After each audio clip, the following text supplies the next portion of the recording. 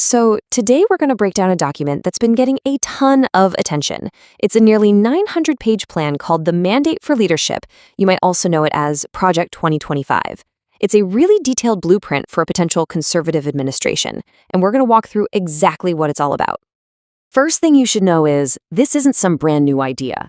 The document actually points way back to its own history, to the original Mandate for Leadership that was published for the Reagan administration back in 1981. The authors of the new version give that original a lot of credit. They claim that a whopping 60% of its ideas became actual policy within a year. Understanding that history is really key to grasping just how ambitious the 2025 version is. So, what exactly is the 2025 mandate? Well, at its core, it's a playbook, and I mean a really comprehensive one. It's not just a collection of big ideas.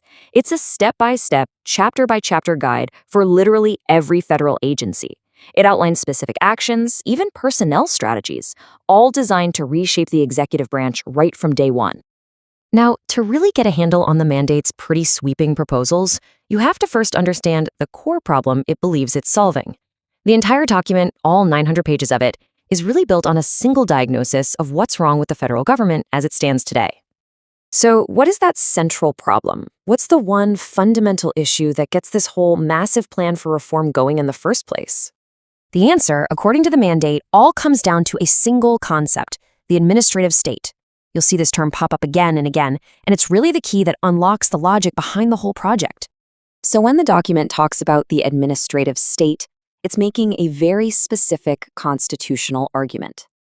The idea is that real power has slowly shifted away from elected officials, the people who are accountable to voters, and into the hands of a class of unelected, career government employees. It argues that this creates a system where, in their words, ruling elites and left-wing experts are the ones with the real authority, and that they're totally insulated from what the American people actually want. This, they say, fundamentally undermines the Constitution. Okay, so if that's the problem, what's the solution? The document proposes a strategy that's built on 3 key pillars of reform, and these are meant to apply across the entire government.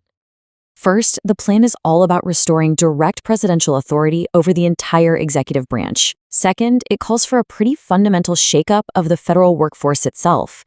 That includes changing how civil servants are evaluated and dealing with what it calls the burrowing in of political appointees into permanent career positions. And third, it wants to refocus the mission of every single department to align with what it defines as new conservative national priorities. All right, so all that sounds pretty big and abstract, right? Let's make it more concrete and see how these pillars actually translate into action. We're going to look at specific proposals for 3 major federal agencies, and we'll start with the Department of Homeland Security. When it comes to DHS, the mandate argues that the department has become, and I'm quoting here, bloated, bureaucratic, and expensive, and that it has lost sight of its mission priorities.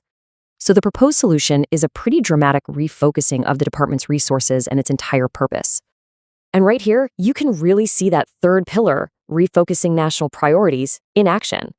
The plan calls for getting rid of specific visa categories, like the ones for victims of trafficking and other crimes, arguing that, quote, victimization should not be a basis for an immigration benefit. It also proposes repealing certain protections for unaccompanied minors, and this is a big one, changing the legal language around detention from being discretionary, saying an alien may be detained, to being mandatory, that they shall be detained. Okay, next up, the Department of Justice. The document states that the DOJ's credibility has been hurt by brazenly partisan and ideologically driven prosecution. So the plan here is really focused on reasserting presidential control over federal law enforcement and litigation.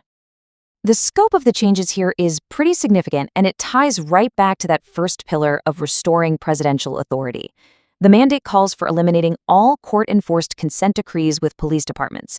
It also suggests moving the prosecution of election offenses away from the Civil Rights Division, and directs U.S. attorneys to make prosecuting immigration offenses a top priority, while also putting a stop to settlement payments that go to third-party activist groups. Our third example is the Environmental Protection Agency. The mandate basically paints the EPA as an agency that has overreached its authority, especially on climate change, and it proposes a major reduction in its size, its scope, and its regulatory power. These proposals really bring together all the core pillars. The plan calls for restructuring the workforce by creating a budget designed to actively shrink the agency's staff. It also aims to refocus national priorities by repealing or reforming environmental laws like the Global Change Research Act. It even suggests moving some functions like the Safer Choice Chemical Program out of the government and into the private sector entirely. So after digging into those specific examples, let's zoom out again and look at the big picture. What is the ultimate vision here? What's the core promise being made in this mandate for leadership? The transformation that the document lays out is a really fundamental shift. It frames the current situation as one where power is held by bureaucrats and bloated agencies that are pushing progressive policies. The future it's proposing is one where that power is returned to the president, agencies are streamlined and mission-focused, and all policy is reoriented around a conservative America First agenda. So ultimately, the mandate for leadership isn't just a list of small policy tweaks. It's a fundamental rethinking of the entire executive branch. So the question it really leaves us with is this: what would putting this 900-page blueprint into action truly mean for the size, the scope, and the role of government in American life?